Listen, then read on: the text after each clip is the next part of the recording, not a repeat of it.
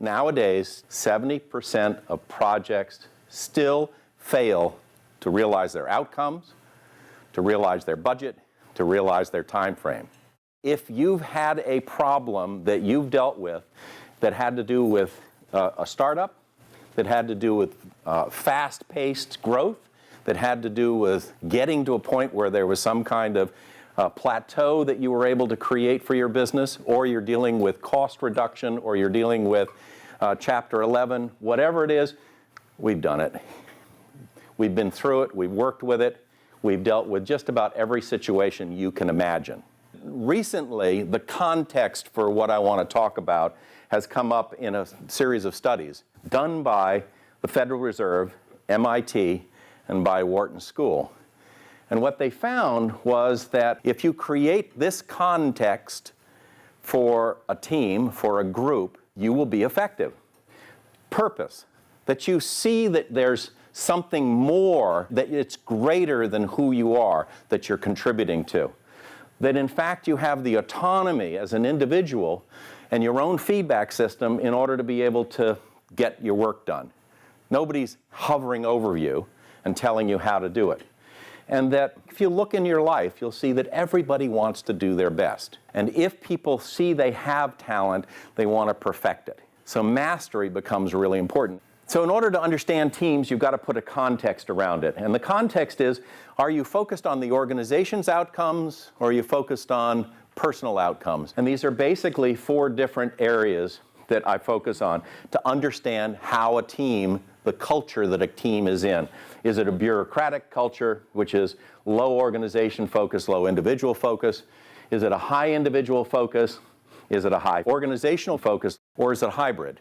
And our interest is in what goes into this hybrid, where the team, the organization, and the individual both get play. A bureaucratic organization is a raft. It floats down the river. It can carry a lot of stuff. It can carry a lot of people. But it goes where the current goes. A professional organization is a dory. You've got your own little boat. You may combine with other people to do a project. You may combine with other people to buy insurance. You may combine with other people in order to get something done. But your boat is your boat. You have control of it. Nobody else does. And by the way, nobody else necessarily can see into your boat unless you invite them. An autocratic is a galley. Everybody's facing aft. They're pulling their oar.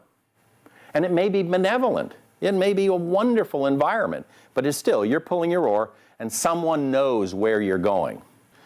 The hybrid is what I call the seagoing canoe. Everybody is looking forward. Everybody sees where we're going. There may be someone who is a resource and has a broader view, but they're also facing forward. If someone gets tired, then what you can do is you see that that's going on. Everybody knows what's happening on the team and the power and the direction that the team is going. And the way to go into what it goes into the hybrid organization is to look at it from a standpoint of artifacts. If you look at an organization that's effective, what do you find?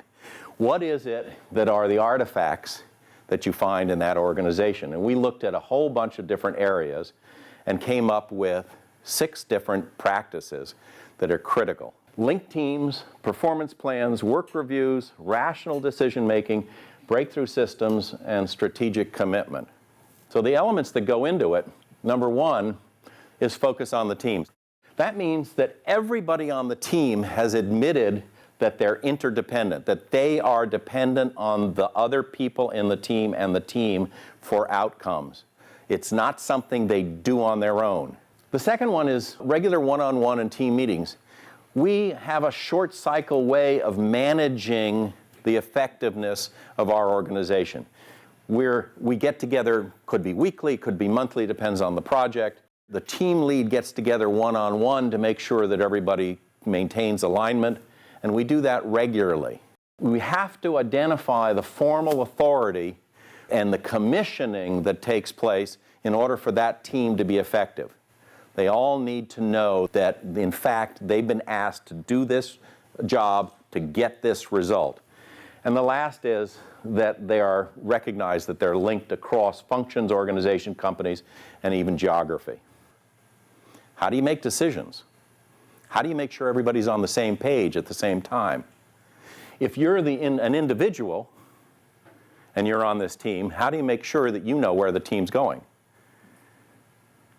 We came in to Intel. One of the things they asked us to do was something called breakthrough systems. They did what they do as teams, but they did it in an environment where they got to look at those three different elements of expectations, feedback, and resources, and got to align them in their team. What was interesting is we had them track their performance right afterwards, 3 months, and 6 months, and 1 year.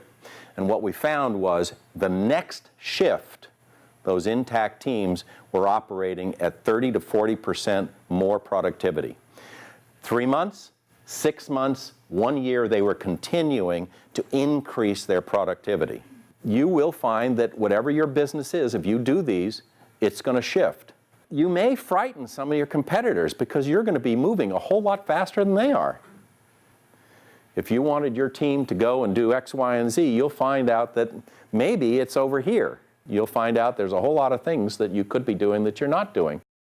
We deal with these areas and issues as people go through these kind of transitions, moving from startup to fast growth and from fast growth to sustaining. This is where we focus our attention, and this is the kind of work that we do. And it's all around building teams that can operate in a fast and flexible environment, and organizations that can do the same thing.